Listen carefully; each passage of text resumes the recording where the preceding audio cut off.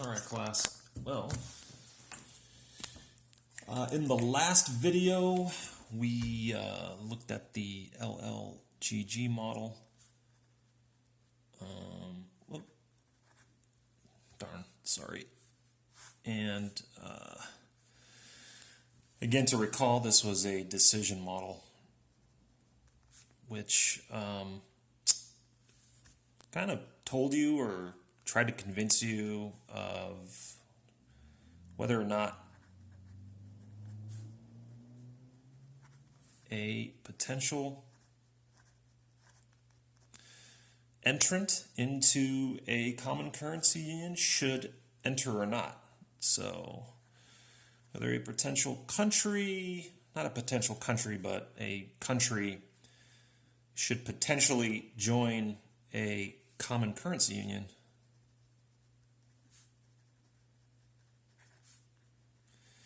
And what we saw that this essentially depended whole in part on the level of, or the degree to which the country is economically integrated. So economic integration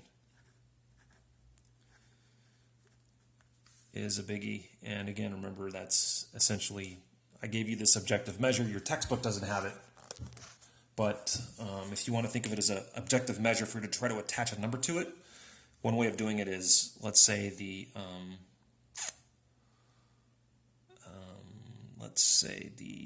current account of country I with respect to monetary union, let's call it E.M.U, divided by GDP of country I. So, for instance, we look at that pie diagram, and depending on the slices of the pie that are indicative of imports and exports between the potential entrant into the common currency union and countries that are already part of the common currency union, you're going to take that proportion and you can, whatever that number is, and you can divide it by GDP, or you can just look at the current account portion of country I with E.M.U as the monetary union divided by the entire current account of country I. Okay, so this would be like the proportion of the pie.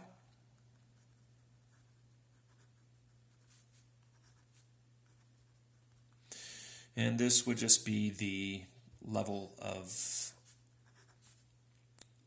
inter-country trade as a proportion of, so proportional to GDP. This will probably be an easier measure. You just take the current account, you look at how many slices are involved with that country, and countries already in the union. If it's bigger than 50%, you can call that economically integrated. If it's less than 50%, you could say it's weakly integrated or unintegrated. You can't say unintegrated because there is some trade that's going on, so you can say that it's either strongly integrated or weakly integrated, I would say. Okay? All right. So now that we have an objective way of measuring the decision to enter or not, we can actually look at countries that are already part of a currency union and see if that was a good idea or not. So I think the obvious first question is, and I have this in the notes here and your book talks about it, is the European Union, EU, is the EU actually an optimal currency area?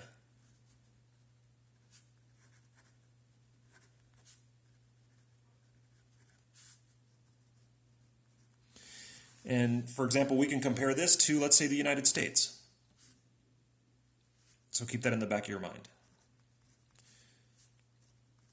And then this would be sort of countries in EU, member nations, are analogous to states in the United States. You got to remember, each one of these states has their own governor, which is essentially a president, and they have governor's mansions, which is like their own little White House. Each state has its own government. Some of them have their own Congress, their own like Senate, and don't quote me on that, but I think each state is almost like a miniature country in a way, right? And each state doesn't have its own monetary policy. We use the Federal Reserve, but each state does have its own fiscal policy. There's state taxes, and there are also state government expenditures. There's also federal government expenditures. So it's almost like a two-tier system in a way. So,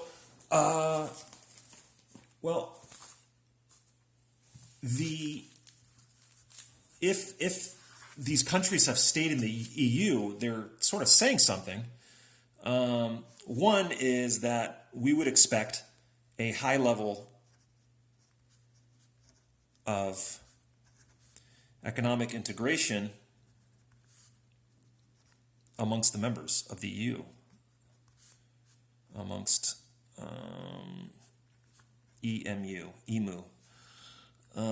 European Monetary Union, E.M.U., also known as a very funny bird. I'm just kidding. So we would expect large trade volumes as a fraction of GDP. Per GDP. We would expect a large amount of migration of the labor force.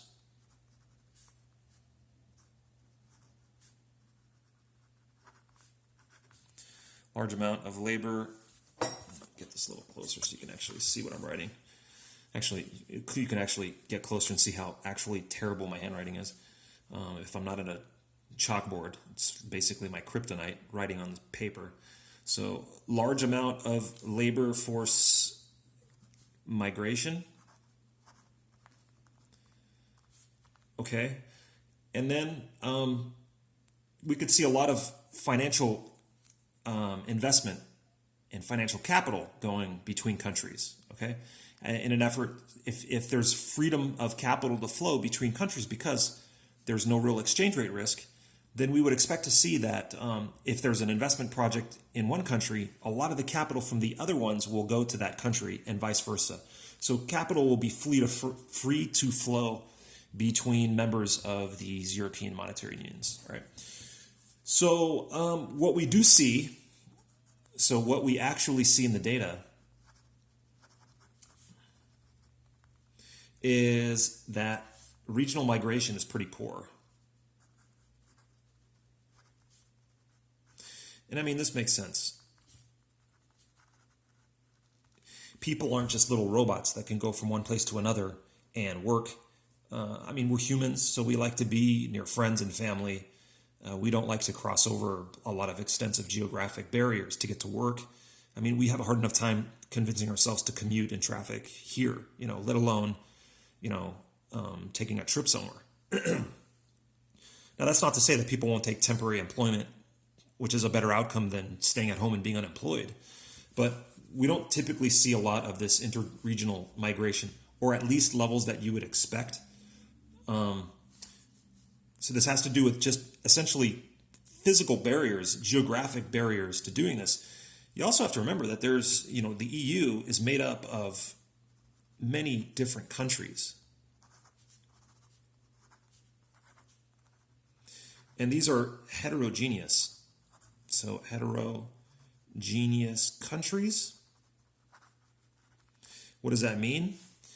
It means that languages differ, as do cultures. So that makes it hard for people to just communicate with other people, let alone what is kind of expected amongst the work culture from one country to another. So that has hindered it. And we also have a lot of exactly the opposite of what you would assume for sort of freedom of flow in labor markets.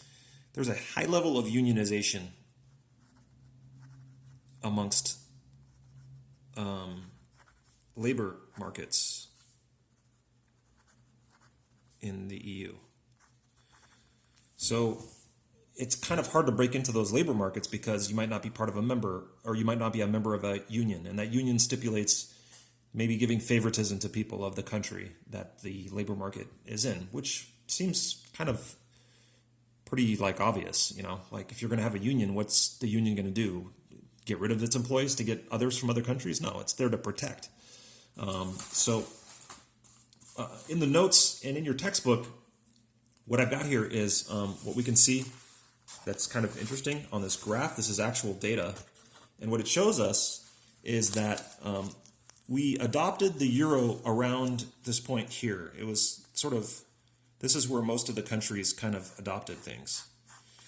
And what we could see is that previous to the adoption of the euro and the E.M.U, we had, like, let's say, for example, Ireland and Portugal had vastly different levels of the unemployment rate. What I have on the x-axis here is the unemployment rate, okay? And this is 1992, and this is up to 30% unemployment. So you can see here, Portugal, it was around 5%, but let's see if I can zoom in on that so you can see, because it seems to be a little bit blurry, but I don't know if you can kind of see that. That's actually Ireland. Ireland was upwards of above 15%. And then what happened when the countries adopted the common currency is that the unemployment rates converged together. And this is kind of what we would expect to see as the economies sort of, you want to think of it like 7 or 8 different trains moving at different speeds, but all of a sudden they have to latch onto each other to stay on one track. The trains that are kind of speeding up have to slow down, and the ones that are slowing down have to speed up, and we all have to meet and converge together. And then everything was moving fine in lockstep, okay, perfectly fine during the early 2000s until the crisis in 2008. And what we see here is that actually the dispersion of unemployment following the financial crisis and recession in 2008, this dispersion was worse than it was before, okay? Now, obviously, we've had a crisis, following that Great Recession, so we wouldn't expect this to be normal, right? Hopefully we would see some sort of convergence again, right, over the long run. But, over the last 4 years, we actually haven't seen too much. And now because of coronavirus and COVID, my expectation is this is going to get worse. So 2021 has been sort of, 2020 has been kind of written off as COVID year, really. So you might as well just start 2020 again next year. This year is just kind of, everyone sort of threw their hands up and said, what's the point, really? Obviously, next year is going to be 2021. But the issue that I want to bring your attention to is, we kind of take it for granted that the maps look the way they do. I mean, what we just went through and what we're going through right now is, this is like biblical scale, seriously. And, you really need to kind of keep in mind that, the world landscape might look a little bit different in 5 or 10 years. I mean, mark my words. I'd be very surprised if things look the exact same. Governments are going to have a really hard problem because there's been a lot of both trying to kind of keep the populace from going hungry, at the same time trying to keep them from working. So it's kind of like a big tug of war, right? So in this case, what we're going to see using our model is that the losses, the economic stability loss, is going to be there, if not greater. So let's say for the EU member countries, the economic stability loss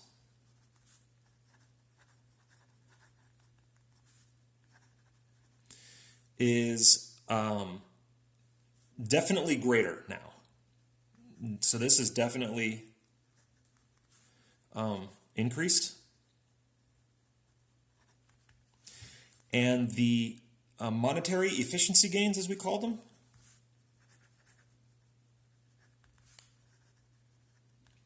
have probably remained, so I'm going to say approximately remained the same. Okay? But I mean, what good is the monetary efficiency gain if you're not trading because there's been a shutdown? So this has almost like basically gone to zero, okay? Because you want monetary efficiency by holding your exchange rate fixed so that you can facilitate trade. But how are you going to facilitate trade if nothing's being produced because you've shut the entire globe down, okay? Here, this is a biggie, all right? Why is it a biggie? Because it goes back to those issues I brought up in lecture over and over again, where different countries in the EU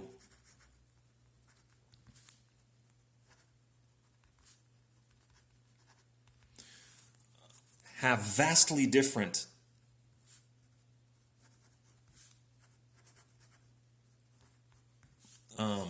approaches and histories when it comes to fiscal policy.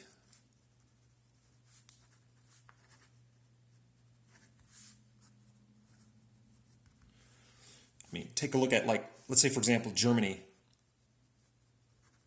versus, let's say, Portugal or Greece. Actually, Greece probably be even more obvious.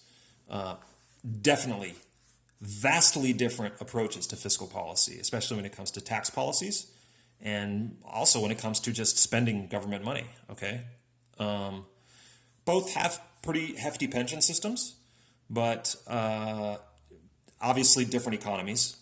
Germany being more industrial, Greece being definitely more service-oriented as far as tourism and the like goes. Maybe some minor minerals, minor mining, to be kind of redundant there. So when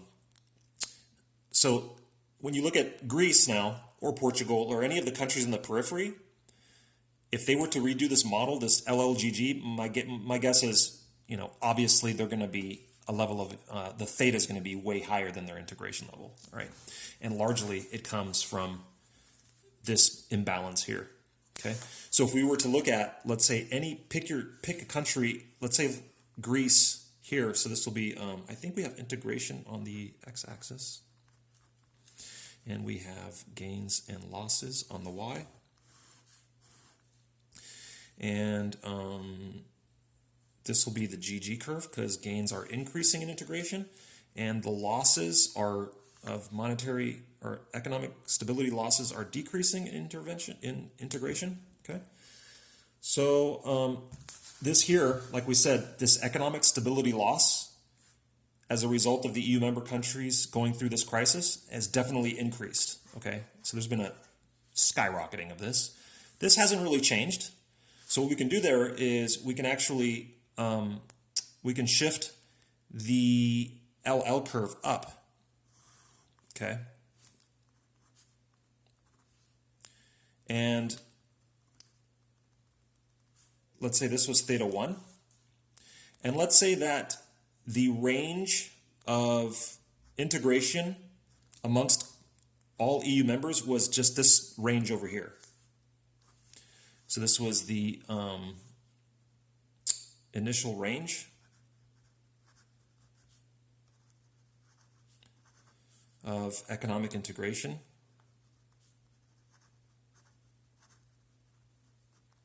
So we had some countries over here that it made sense for them to join the EU, and we have some countries over here that it maybe did not make any sense for them to join the EU. Okay? And now let's say because of what happened in the crisis, if they were to redo this analysis, let's say theta 1 would be here at theta 2, and it could actually very well be outside of this range. And by definition, if we're outside of this range by a certain amount here, let's say this star, so star indicates that the EU on average is not an optimal